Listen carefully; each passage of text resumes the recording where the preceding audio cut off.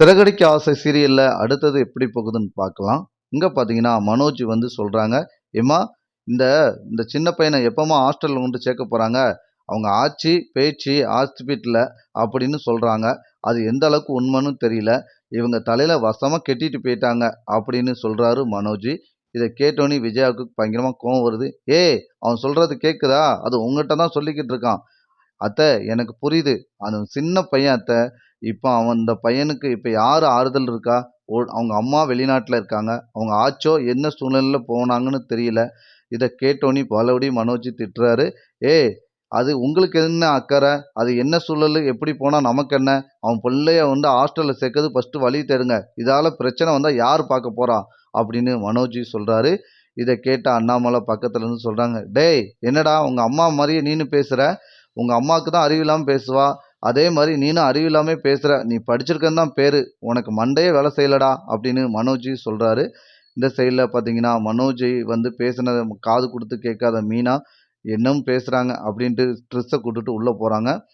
"எம்மா இவன எப்படியாவது ஹாஸ்டல்ல சேர்க்கறதுக்கு நான் வழிய தேடுறேம்மா" அப்படின்னு சொல்லிட்டு கிளம்பி போயிருந்தாரு நம்ம மனோஜையும், அவங்க ரோகிணியும். இந்த சைடுல மீனா ட்ரெஸ்ஸ கூப்ட்டு வெளிய வராங்க. வந்தோனே அவங்க அம்மா கிட்ட போனோனே, "இது யாருப்பா? அந்த பையனா? அந்த பையன் நல்லா துருதுருன்னு இருக்கானே!" அப்படின்னு சொல்றாங்க மீனாவோட அம்மா. இவங்க ஆச்சி விட்டுட்டு போயிட்டாங்களாம். ஹாஸ்பிட்டல்ல சேர்த்திருந்தது. என்ன சூழலு? எதுக்கு போனாங்கன்னு தெரியல. அப்பன்னா நம்ம வீட்ல வந்து விட்டுறேன் அப்படின்னு சொல்றாங்க. இல்லம்மா, அங்க வீட்ல உள்ளவங்க எல்லாரும் சந்தோஷமா அந்த பையன வந்து பாசமா தான் பார்த்துக்கிடுதாங்க. அத்தை மட்டும் தான் திட்டிக்கிட்டு இருக்காங்க அப்படின்னு சொல்லி முடிக்கிறாங்க. அடுத்த சீன்ல பார்த்தீங்கன்னா, இங்க மனோஜ் வந்து ஒரு ஹோட்டல்ல சுஜியும், ரவியும் கூப்பிட்டு வச்சு பேசிட்டு இருக்காங்க. நான் வீட்ல ஓட்டு இது மாரி பண்ண போறேன். அன்னைக்கு கை தூக்குற மாரி, நீங்க எல்லாரும் எனக்கு சாதகமா கை தூக்குங்க.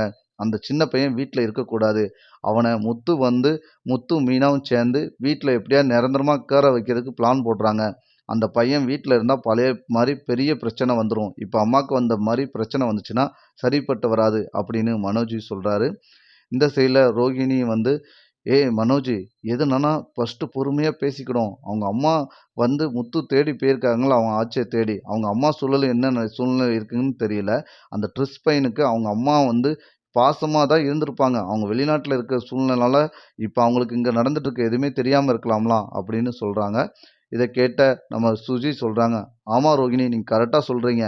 இந்த மனோஜுக்கு பார்த்தீங்களா, உங்க ஹஸ்பண்டுக்கு கொஞ்சம் கூட மைண்டே இல்ல. அவங்களுக்கு என்ன சூழல்ல என்ன நடந்துட்டு இருக்குன்னே தெரியல." உடனே வீட்ல வந்துட்டு பார்த்தீங்கன்னா, நம்ம அண்ணாமலை, ரவி, சுஜி, அதுக்கடுத்து மீனா, முத்து எல்லாரும் இருக்காங்க. அப்ப அண்ணாமலை சொல்றாங்க, "அந்த வீட்ல அந்த ட்ரிஸ் பையன் வந்து நல்லா படிக்கிற பையன். அவங்க வீட்ல கண்டுபிடிக்க வரைக்கும் இங்க தான் இருப்பான்." அப்படின்னு சொல்றாங்க. இத கேட்ட விஜயாவுக்கு, "யாரும் என்னமோ பண்ணுங்க" அப்படின்னு சொல்லிட்டு கோவத்துல உள்ள போறாங்க. அடுத்தடுத்த எபிசோடு இப்படிதான் நண்பர்களே போப்போது. இந்த கதை பிடிச்சிருந்தா லைக் பண்ணி ஷேர்